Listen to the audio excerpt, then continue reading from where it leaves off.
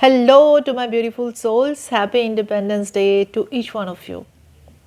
दोस्तों सोचिए जिस देश को इंसान ने बनाया है आज इस रंग रूप में, जिस देश की वेलबींग के लिए हम लोग इतना कुछ सोच रहे हैं, कितने सारे जवान इस देश को आज़ाद करने के लिए मर मिटे हैं।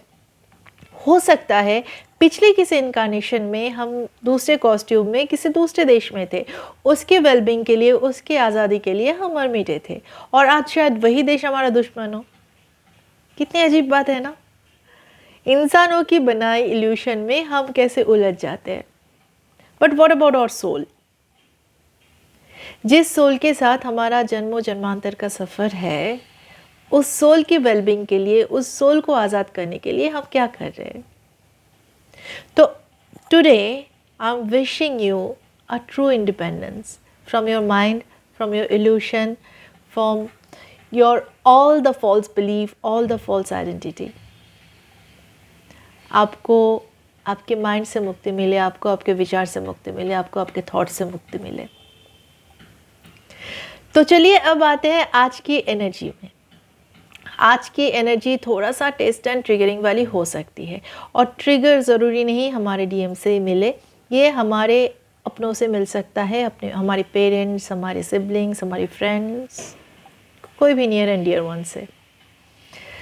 तो देखिए, पहली बात तो ये है कि जब हमारी डीएम की अवेकनिंग चलती है और जब वो वहाँ से माइंड एनर्जी से ऑपरेट करते हैं, माइंड स्टॉर्मिंग से गो थ्रू करते हैं, तो थोड़ा बहुत अप्स एंड डाउन्स तो हमारी लाइफ में भी आएगा। We can not ignore it, है ना।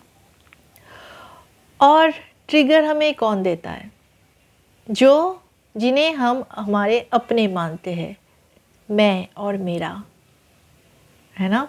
कोई स्ट्रेंजर आके हमको ट्रिगर करके नहीं जा सकता, क्योंकि हमको फ़र्क ही नहीं पड़ता है, क्योंकि वो बाहर के है।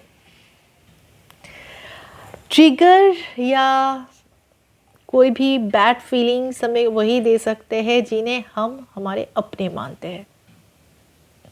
अपना यानी कौन?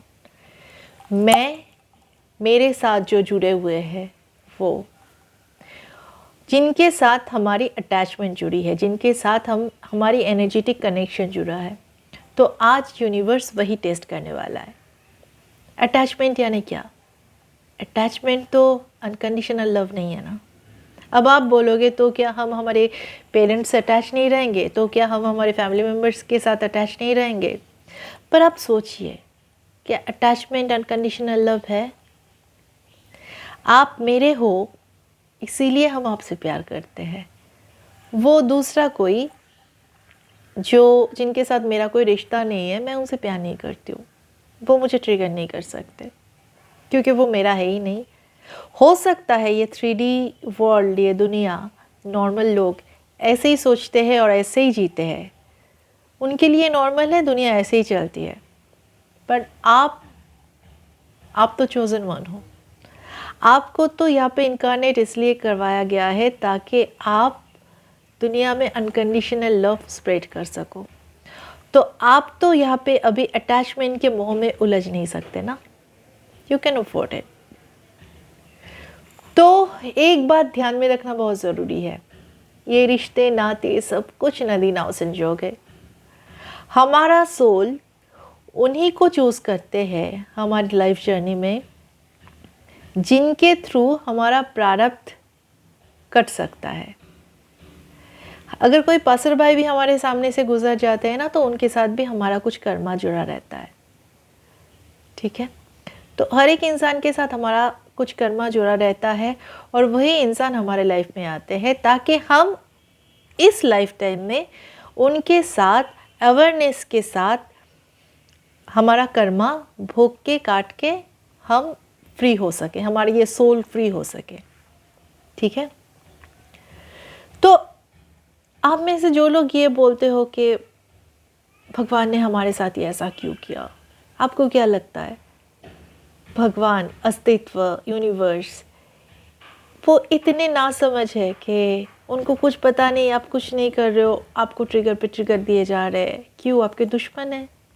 नहीं, बल्कि ये सब खेल तो हमने खुद रचा है, इग्नोरेंस में रह के।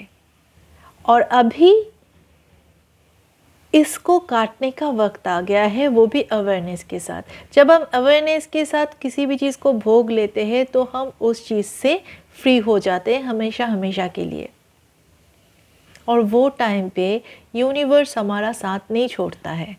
ईच एंड एवरी मोमेंट अगर आप चोजन वन हो तो आप यूनिवर्स की प्रेजेंस फील कर सकते हो। यूनिवर्स आपको ऐसे पकड़ के रखते और बोलते कि बस बच्चा, इसको बस सजगता से देख के भोग के इसको ख़त्म कर देते हैं। ये ट्रिगर आया है ना, चल हम इसको भोगते हैं, इसको देखते हैं।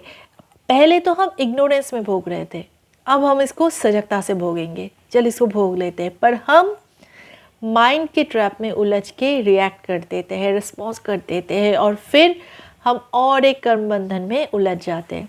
फिर यूनिवर्स हमें बोलते हैं ठीक है, गलती हो गई ना, नेक्स्ट और एक बार आएगा ये टेस्ट, इस बार कर लेना, ठीक है।